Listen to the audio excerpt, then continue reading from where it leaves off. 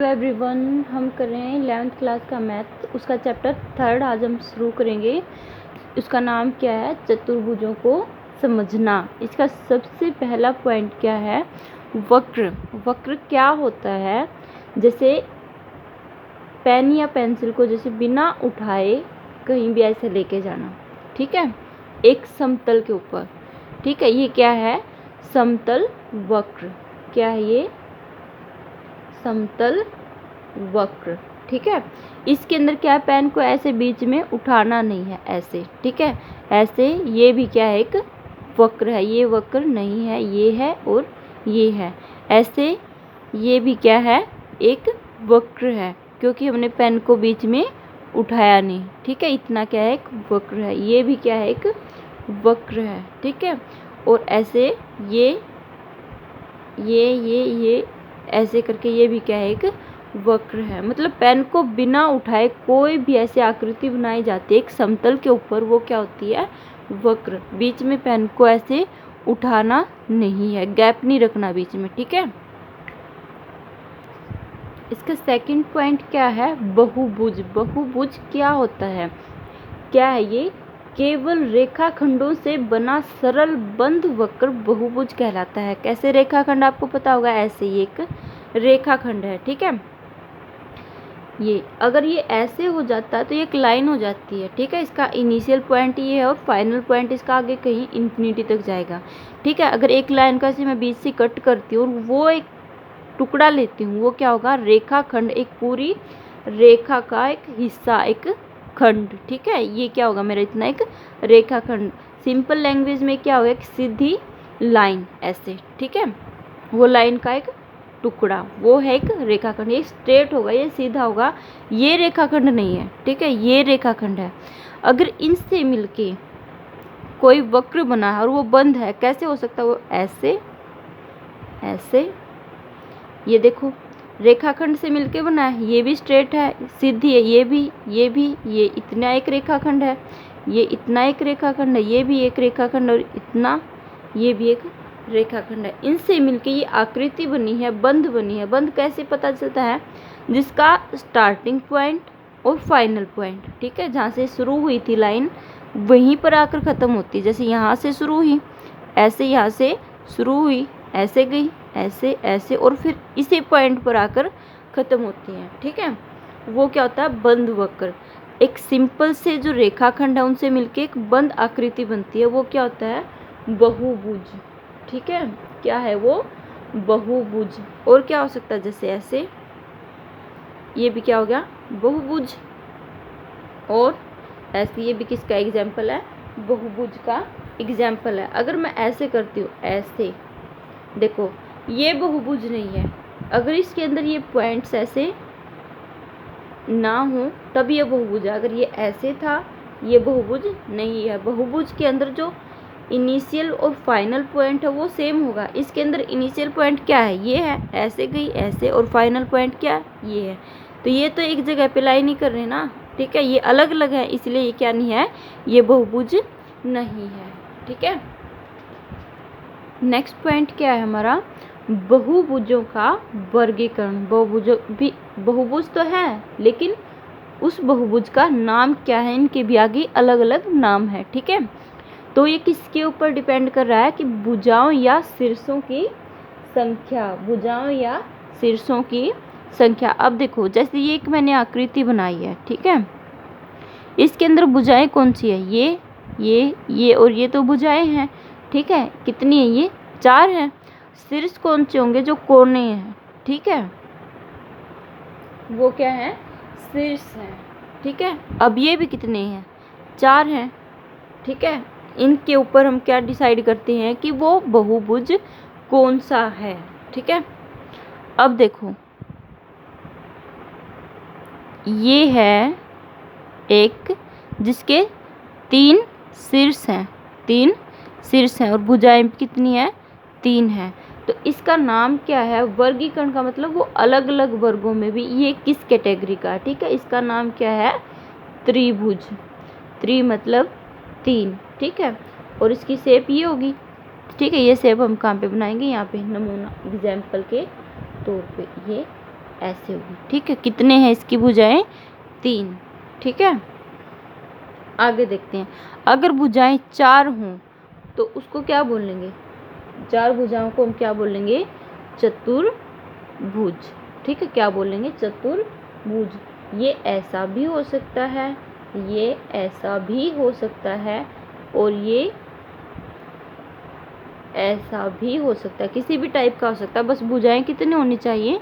4 होनी चाहिए। ठीक है, अगर मैं इसे 5 बनाती हूँ, अगर भुजाएं 5 हो तो उसको हम क्या बोलेंगे? पंचभुज। ठीक है, और वो कैसे बन सकता है? ऐसे।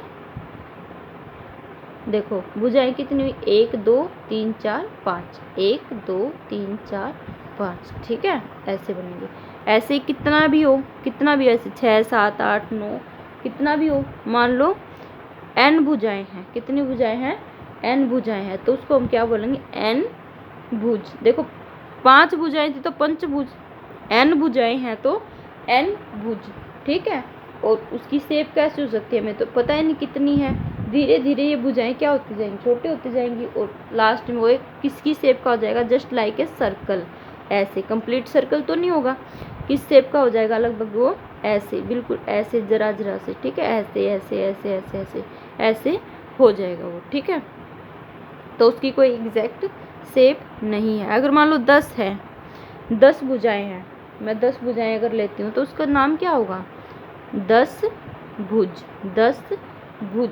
उसकी भुजाएं कैसी हो जाएंगी? ऐसे 1 2 3, ठीक है, 4 5 6 7 8 9 10, ऐसे जस्ट लाइक ए सर्कल होता जाएगा। आगे भुजाएं छोटी होती जाएंगी, जितनी ज़्यादा भुजाएं होंगी उतनी ही उनका साइज छोटा होता जाएगा भुजाओं का। ठीक है, नेक्स्ट पॉइंट क्या है हमारा? विकर्ण। विकर्ण क्या होता है? ठीक है, मान लो मैं एक आकृति लेती हूँ, ये ऐसे कोई भी 2 जैसे शीर्ष हैं।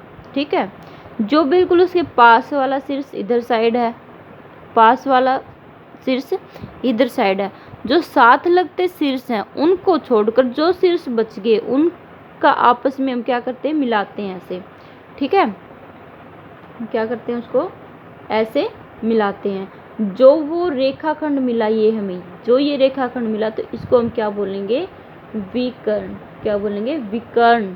ऐसे ये एक हो गया, ऐसे इसको मैं इन 2 को छोड़ के इसके साथ मिलाऊंगी, एक मेरा विकर्ण ये हो गया और एक विकर्ण ये हो गया। ठीक है, एक चतुर्भुज। अब एक देखो ये त्रिभुज है, अब इसके विकर्ण फाइंड आउट करो।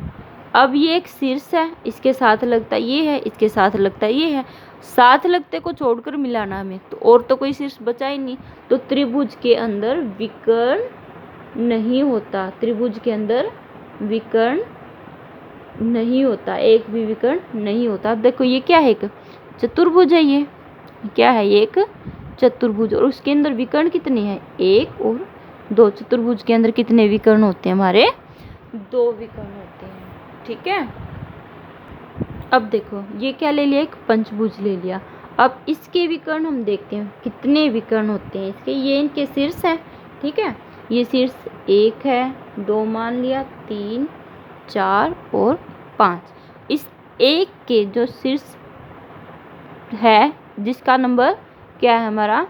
1 है। ठीक है, उसके साथ लगते शीर्ष कौन से? 5 और 2। अब इनको छोड़कर 1 जिसके साथ भी बनाएगा, ठीक है, जो दूसरे शीर्ष बच गए उनके साथ ये ऐसे होगा। ठीक है, अब इसको देखते हैं, अब 2 को देखते हैं। 2 1 को छोड़ेगा और 2 3 के साथ नहीं बनाएगा, तो 2 के क्या हो गए?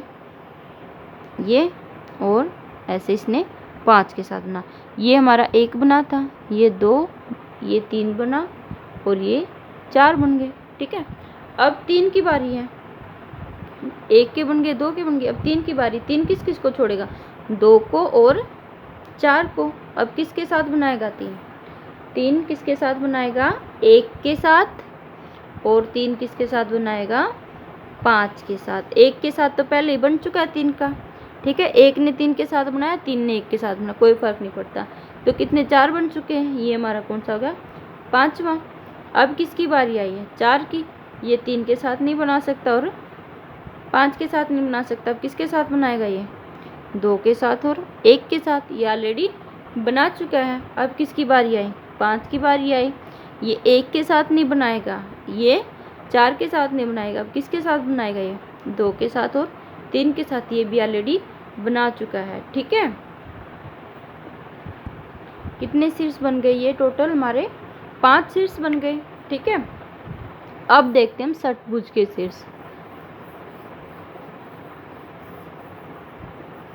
देखते हैं। ठीक है, ये मैं एक षटभुज बनाती हूँ। ठीक है, ऐसे करके ये क्या होगी? एक षटभुज होगी। ठीक है, अब इसकी मैं शीर्ष की नंबरिंग करती हूँ। 1 2 3 4 5 एंड 6। सबसे पहले मैं 1 के बनाती हूँ डायगोनल। 1 किसके साथ नहीं बना सकता? 6 के साथ नहीं बनाएगा और 2 के साथ नहीं बनाएगा। तो कौन बच गए? 3 4 एंड 5। तो 1 की 3 के साथ, 1 की 4 के साथ, 1 की 5 के साथ। ये कितने बन गए?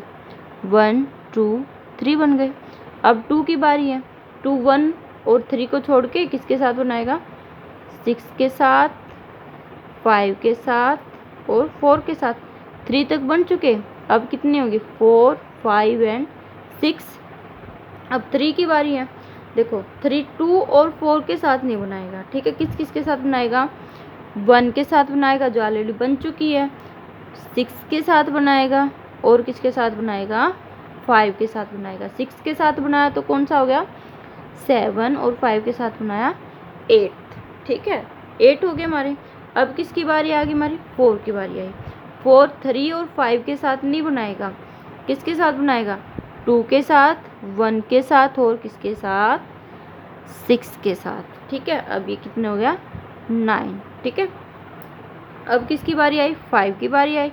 5 3 के साथ बनाएगा, 5 2 के साथ बनाएगा, 5 1 के साथ बनाएगा जो ऑलरेडी बन चुके हैं डायगोनल। ठीक है, विकर्ण बन चुके हैं। अब 6 की बारी। 6 किसके साथ बनाएगा?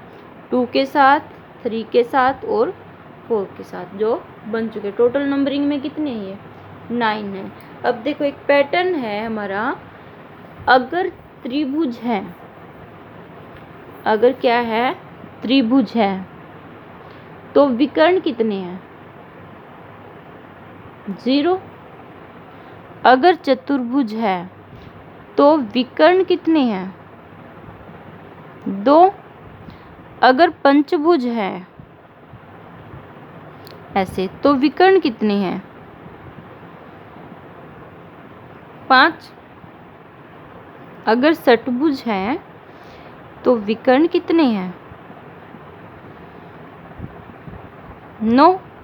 ठीक है, जो ये साथ लगते शीर्ष होते हैं ना, साथ लगते शीर्ष हैं, जो इसके ये साथ लगता शीर्ष है, ये साथ लगता, तो इसको हम बोलते हैं आसन, आसन शीर्ष। ठीक है, और किसी भुजा के अगर साथ लगती है, ऐसे ये भुजाएं हैं, जैसे इस भुजा के साथ लगती है, ये दोनों हैं, तो उनको हम बोलते हैं आसन भुजाएं। ठीक है, जो साथ लगते हैं, ठीक है, उनको बोलते हैं आसन।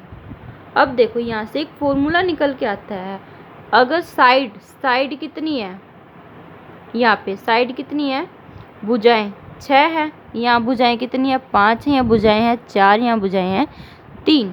यहाँ से एक फॉर्मूला निकल के आता है। अगर हमें कितनी भी भुजाओं वाला एक बहुभुज दे रखा है, ठीक है, तो उसके हम विकर्ण निकालने, भी विकर्ण बताओ कितने बनेंगे, तो हम कैसे निकाल लेंगे? n into n minus 3 divide by 2। n क्या है? यहाँ पे नंबर ऑफ साइड्स है। n क्या है? भुजाओं की संख्या। ठीक है, भुजाओं की संख्या, ये क्या हमारा n है। ठीक है, अब देखो यहाँ से मैं अगर निकालती हूँ 10 भुजाओं के, ठीक है, अगर कोई मैं 10 भुज लेती हूँ, उसके बताओ विकर्ण कितने होंगे? उसके अंदर क्या होंगे? n की जगह पे मैं क्या रखूँगी? 10 गुना में 10 माइनस 3 डिवाइड बाय 2। क्या हो जाएगा? 10 गुना 7 डिवाइड में 2, 2 से ये 5 पे कटा, 7 पंजा 35। ठीक है, कितना आ गया मेरा? 35 आंसर आया।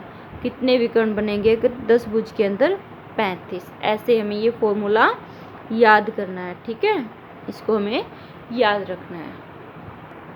अब आती है आगे दो टर्म, एक टर्म आती है अभ्यंतर और एक आती है बहिर्भाग। ठीक है, अभ्यंतर क्या होता है, जैसे मैंने कोई भी एक आकृति ली है, जैसे मैंने एक आकृति ले ली, ठीक है, अभ्यंतर मतलब जो इसके अंदर वाला पार्ट है ये सारा, ठीक है, जो ये सारा है ये क्या है, अभ्यंतर। ठीक है, इसी आकृति के अगर मैं अंदर वाला पार्ट छोड़ देती हूँ, बाहर वाला पार्ट लेती हूँ, ये वाला, ठीक है, ये क्या है इसका बहिर्भाग, जो इसका बाहर का एरिया है, जो ये बाहर वाला एरिया है अंदर वाला छोड़ के। ठीक है, ये क्या हो गया अभ्यंतर, ये क्या है बहिर्भाग। ठीक है, अब आते हैं आगे उत्तल और अवतल त्रिभुज। उत्तल और अवतल बहुभुज। ठीक है, बहुभुज। अब उत्तल क्या होते हैं, एक ऐसा बहुभुज, ऐसा बहुभुज जिसके ये कोण, सारे के सारे कोण, ठीक है, सारे के सारे कोण क्या होने चाहिए, 180 डिग्री से कम होने चाहिए। ठीक है, क्या होने चाहिए उत्तल के लिए, 180 डिग्री से कम होने चाहिए ये सारे के सारे अंदर वाले कोण। ठीक है, कैसे, देखो 180 डिग्री पे कम क्या होती है, एक सीधी लाइन होती है। ठीक है, अगर ऐसे सीधी लाइन जाएगी तो वो तो एक बहुभुज बनेगा नहीं। ठीक है, ये क्या होने चाहिए, ऐसे ये रोटेट होने चाहिए, तभी तो जाके एक बहुभुज बनेगा ऐसे। ठीक है, ऐसे करके। अब वो तो क्या होगा उत्तल, जैसे मान लिया ये एक बहुभुज बना रही हूँ मैं यहाँ पे, ऐसे ऐसे ये बनाया, जो ये कोण है अंदर वाले, ये कोण है, ये कोण है, ये कोण है, ये कोण है, ये सारे के सारे क्या होने चाहिए, 180 डिग्री से कम होने चाहिए कोण। ठीक है, ये भी 180 डिग्री से कम होना चाहिए, ये भी, ये भी, ये भी और ये भी। ठीक है, ये 180 डिग्री से कम होने चाहिए। इसका मतलब क्या होगा, इस जो ये बहुभुज है इसके अंदर जितने भी विकर्ण होंगे सारे इसके अभ्यंतर के अंदर होंगे। जैसे इसका अगर मैं विकर्ण लेती हूँ यहाँ पे, देखो इस आकृति के अंदर आया है, इसका विकर्ण लिया इस आकृति के अंदर आया। अब देखो इसके विकर्ण इसके अंदर आएंगे, ठीक है, ऐसे इसके अंदर आएंगे विकर्ण। ठीक है, अब अवतल देखते हैं, अवतल बहुभुज के अंदर क्या होता है। अवतल बहुभुज एक ऐसा बहुभुज होता है जिसमें कम से कम, ठीक है, जिसमें कम से कम एक कोण, कम से कम एक कोण क्या हो, 180 डिग्री से ज़्यादा हो। कैसे, अब देखते हैं। जैसे मैंने ये कर लिया, एक कोण बनाया, एक मैंने इधर कर लिया, देखो अगर ये सीधी लाइन जाती तो 180 बनता, अब तो 180 से ज़्यादा है। ठीक है, ये कोण मैंने ऐसे बनाया, ऐसे करके ऐसे मैंने क्या बना लिया, एक बहुभुज बना दिया। ठीक है, अब देखो ये वाला जो कोण है अंदर, ये वाला कोण 180 डिग्री से ज़्यादा है, तो ये जो एक बहुभुज है ये हमारा कैसा बहुभुज है, अवतल बहुभुज है। ठीक है, अवतल बहुभुज। इसका विकर्ण इसके अभ्यंतर से बाहर को जाएगा, मतलब इसके बहिर्भाग से होकर जाएगा। ठीक है, अब देखते हैं इसका विकर्ण खींचते हैं यहाँ से। इसका विकर्ण क्या होगा, ये इसको छोड़कर, ये इसको छोड़कर किन के साथ मिलेगा, इनके साथ, ये जो पॉइंट है इनके साथ, और ये इसके साथ मिलेगा। ठीक है, इसके साथ ऐसे, और ये इसके साथ मिलेगा और इसके साथ मिलेगा। और दूसरा मैं एक बहुभुज लेती हूँ, जैसे ऐसे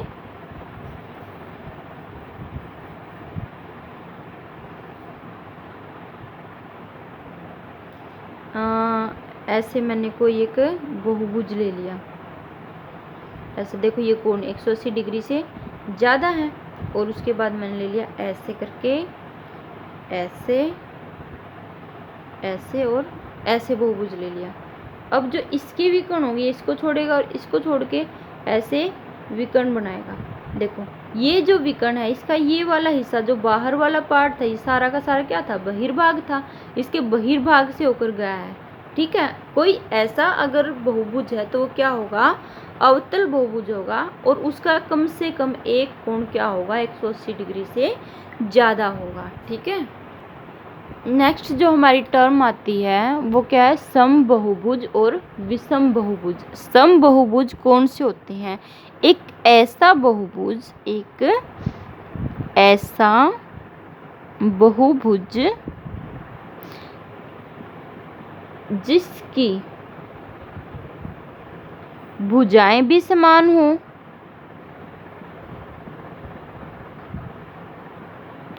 और क्या हो, और जिसके कोण भी क्या हो, समान हो। ठीक है, कि वो एक ऐसा बहुभुज, क्या बहुभुज कहलाएगा, समबहुभुज कहलाएगा। जैसे एक ये त्रिभुज है, कौन सी त्रिभुज है, जिसकी सारी की सारी भुजाएं समान हैं। ठीक है, ये एक ऐसी त्रिभुज को हम क्या बोलते हैं, पता होगा आपको, क्या बोलते हैं, समत्रिभुज। क्यों बोलेंगे इसको हम समत्रिभुज, क्योंकि इसकी सारे के सारे कोण भी बराबर हैं और सारी की सारी भुजाएं भी बराबर हैं। ठीक है, और इसके कोणों का योग कितना है, कोणों का योग, त्रिभुज के कोणों का योग होता है 180 डिग्री। ठीक है, अगर यहाँ पे मैं ऐसे बनाती हूँ, एक चतुर्भुज बनाती हूँ ऐसा, जिसकी भुजाएं भी बराबर हों और जिसके कोण भी आपस में बराबर हों, तो वो क्या होगा, सम चतुर्भुज। क्या होगा वो, सम चतुर्भुज होगा। ठीक है, आगे क्या टर्म आती है हमारी, कोण योग गुणधर्म। कोई बहुभुज अगर हमें दे रखा है तो उसके अंदर के कोणों का योग कितना होगा। जैसे एक त्रिभुज है, ठीक है, हम एक्टिविटी करेंगे तो हमें पता चलेगा कि त्रिभुज के जो ये अंदर के कोण हैं, इनका योग कितना होगा, 180 डिग्री। चतुर्भुज है ऐसे, कोई भी चतुर्भुज ले लो आप, ठीक है, किसी भी टाइप का ले लो, कोई ऐसा चतुर्भुज ले सकते हो, कैसा भी लो, उनके जो कोण हैं, अंदर के जो कोण हैं, ठीक है, ऐसे ये अंदर के जो कोण हैं उनका योग कितना होगा, 360 डिग्री, 360 डिग्री। अगर मैं एक पंचभुज लेती हूँ ऐसे करके, एक पंचभुज अगर मैंने लिया, इसके अंदर के कोणों का योग, ये जो कोण हैं इनका योग कितना होगा, इनका योग होता है 540। इसका भी एक फॉर्मूला है, क्या फॉर्मूला है कि कोणों का योग, कोणों का योग का फॉर्मूला क्या होगा। ठीक है, 180 इंटू n-2। यहाँ पे n क्या है, भुजाओं की संख्या, n क्या है, भुजाओं की संख्या है। ठीक है, अब देखो अगर मैं षटभुज लेती हूँ, ऐसे मैंने क्या लिया, षटभुज। ठीक है, यहाँ पे अगर मैं n की जगह पे देखो 3 रखती हूँ, यहाँ पे अगर इसके अंदर मैंने n की जगह पे 3 रखा तो मेरा योग कितना है, 180 गुना में 3 - 2 कितना हो गया, 180 गुना में 1, तो क्या हो गया, 180 आ गया यहाँ से। अगर मैं यहाँ पे n की जगह पे क्या लिया, 4 लिया, तो कितना आया, 180 गुना 4 - 2 कितना आ गया, 180 गुना 2 बराबर है 360। अगर यहाँ पे मैंने 5 लिया n की जगह पे तो क्या आ गया, 180 गुना 5 - 2 बराबर है 180 गुना 3 बराबर है 540 डिग्री। ठीक है, ऐसे आए ये। अगर षटभुज लेती हूँ तो क्या आएगा मेरा, 180 गुना 6 - 2।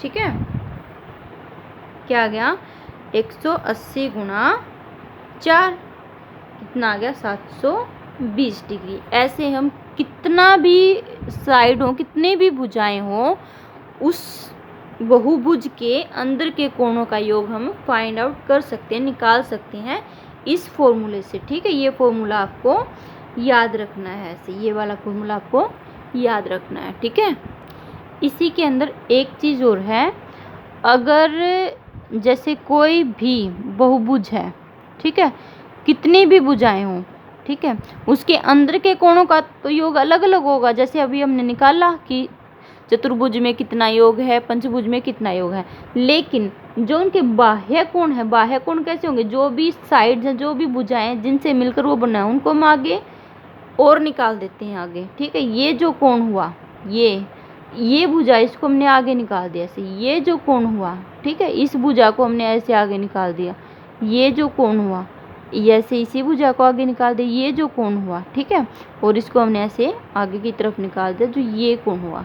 ये सारे के सारे कोण क्या हैं, ये हमारे हैं बाह्य कोण। क्या, कौन से कोण है ये, बाह्य कोण। और भुजाएं कितनी भी हो, जो ये जैसे ये 1 2 3 4 एंड 5, जितने भी ये कोण हैं उन सब का योग कितना होगा, 360 डिग्री होगा। कितना होगा, 360 डिग्री होगा हमेशा, चाहे ये एक चतुर्भुज के कोण हो, ऐसे ऐसे करके ये हो जाए, ठीक है, चाहे 10 भुज की हो, चाहिए n भुज की हो, उन सब का कोण कितना होगा, 360 होगा।